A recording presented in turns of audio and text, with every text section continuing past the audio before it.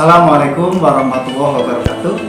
Apa kabar semuanya? Semoga kalian yang menonton video ini selalu diberikan keselamatan, kesehatan, dan diberkahi oleh Allah Tuhan Yang Maha Kuasa. Jumpa lagi dengan channel Rama Azura yang selalu akan memberikan informasi-informasi tentang studi lanjut. Nah, kalian yang masih kelas 12 baik di SMA, di SMK maupun di MA, tentunya ingin melanjutkan di perguruan tinggi yang favorit, perguruan tinggi yang top, termasuk salah satunya adalah perguruan tinggi kedinasan. Nah, kali ini saya akan mewawancarai salah seorang siswa yang sukses lolos di perguruan tinggi kedinasan. Nah, simak baik-baik video ini nanti. Kalian juga harus cermati syarat-syarat apa saja yang digunakan untuk mendaftar di perguruan tinggi kedinasan, lalu tahapan-tahapan apa saja yang harus dilakukan sampai dengan lolos di perguruan tinggi kedinasan. Nah, langsung saja kita ikuti wawancaranya. Jangan lupa klik tombol like, kemudian subscribe, dan juga klik tombol lonceng. Apa kabar hari ini, Mas? Baik, sekali. Sehat ya? Sehat, alhamdulillah. Wah, saya senang sekali melihat masnya ini dengan berseragam seperti ini. Tentunya ini sebuah kebanggaan. Nah, sebelum itu saya ingin tahu, kenalan, sebutkan nama, asal sekolahnya, dan juga diterima di perguruan tinggi kedinasan mana. Siap. Mohon izin, lapor Taruna Remaja, nama Faris Joko Sarjaso, nomor pokok Taruna 1901-020, asal sekolah dari Politeknik Transportasi Sungai Danau Penyeberangan Palembang. Saya alumni dari SMA Negeri 1 Kendal. Nah, Anda lolos tahun berapa itu? Saya lolos tahun 2019. Lolos, langsung mendaftar, alhamdulillah langsung keterima. Nah, saat itu yang dari satu sekolah ada berapa orang kira-kira? Kalau dari satu sekolah waktu itu cuma saya sendiri. Cuma saya dan teman saya. Oh iya, kalau lolos di perguruan tinggi kedinasan katanya kan langsung menjadi PNS, pegawai negeri sipil. Nah, kita tanya langsung saja apa benar informasi itu. Apa benar seperti itu, Mas, kalau lolos? Iya benar, misalnya langsung ditempatkan nanti menunggu instruksi dari pusat. Oh begitu, jadi siap ditempatkan di Mana saja wilayah di Indonesia. seluruh Indonesia ya, baik itu di Sabang sampai Merauke, bahasanya seperti itu ya. Ya. Berarti harus siap. Nah, syaratnya harus lulus berarti ya? Harus lulus dari kampus dengan nilai yang baik dan perilaku yang baik. Oh begitu, jadi kalau misalkan ada pelanggaran, apalagi pelanggaran hukum, itu didiskualifikasi berarti batal ya pegawai negerinya ya. Nah itu ya. Anda bisa masuk di perguruan tinggi kedinasan itu informasinya dari mana, Mas? Saya informasinya waktu pertama itu dapat informasi dari kakak saya. Setelah saya dapat informasi, saya langsung mencari-cari di internet dan langsung mulai mendaftar, mulai mempersiapkan berkas-berkasnya. Berarti kakaknya taruna juga? Ya, taruna juga. Wah, luar biasa, satu rumah dua taruna nih, cowok-cowok ini. Nah, kakaknya di mana itu kuliahnya? Kakak saya di PIP Semarang. PP Semarang. Ya. Tadi Mas Rizal di mana? Saya di Palembang. Di Palembang ya. Wah, jauh banget ya.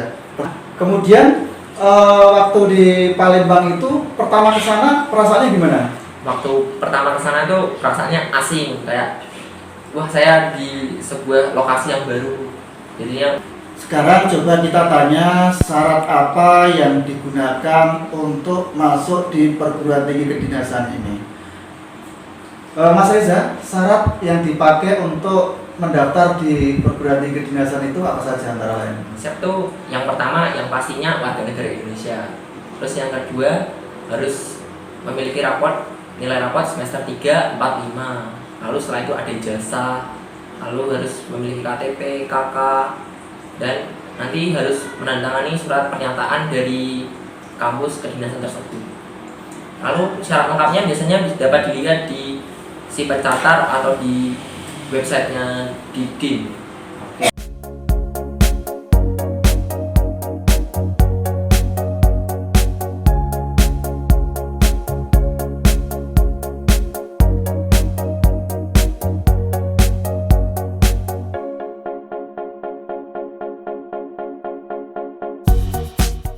Jadi yang ikut waktu itu banyak nggak? Banyak sekali. Oh banyak sekali ya. Sekarang coba kita tanya ya, kalau tadi syaratnya sudah disebut, nah pastinya di sekolah kedinasan itu ada tahapan-tahapan. Mas, tahapan untuk bisa lolos di perguruan tinggi kedinasan itu apa saja? Ini tahapan waktu tes-tesnya. Iya. Oh, tes-tesnya yang pertama tadi SKD. Lalu TIU. Ada SKD itu diliputi dari TIU, TWK, sama TKP.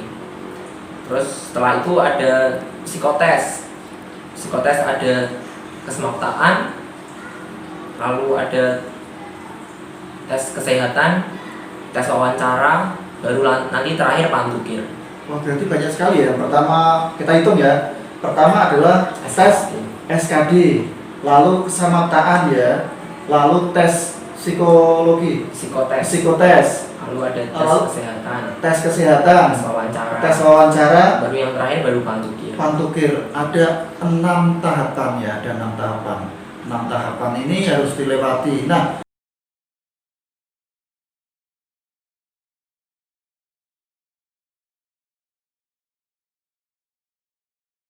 tes kesamaptaan yang jadi pertanyaan, tes kesamaptaan itu apa? Tes kesemaptaan itu tes seperti lari berapa keliling dalam beberapa menit, lalu ada push up, ada sit up, dan yang terakhir shuttle run. Nah, itu ya, ada lari, sit up, kemudian push up, shuttle run. Itu yang harus mulai dilatih dari sekarang kalau Anda berminat masuk sama seperti Mas yang gagah ini. Nah, perasaannya sekarang bagaimana Mas setelah lolos di perguruan tinggi kedinasan itu? Yang pertama perasaannya tentu saja bangga, sama senang juga. Terus bangga sudah bisa masuk ke sekolah kedinasan. Sekarang pesan apa kira-kira untuk adik-adik yang masih kelas 12? Sampaikan aja. Untuk adik-adik yang kelas 12 tetap semangat, siapkan persyaratan, siapkan diri Anda untuk mendaftar di gelombang selanjutnya. Semoga keterima dan dapat melanjutkan ke sekolah kedinasan. Terima kasih. Baik, terima kasih Mas Reza yang sudah meluangkan waktu untuk saya ajak wawancara. Semoga hasil wawancara ini bisa menjadi referensi untuk adik-adik yang masih kelas 12 agar bisa mempersiapkan diri, syarat-syaratnya, kemudian tahapan yang harus dilewati dipersiapkan sejak sekarang. Semoga bisa mengikuti jejak Mas Reza lolos di perguruan tinggi kedinasan.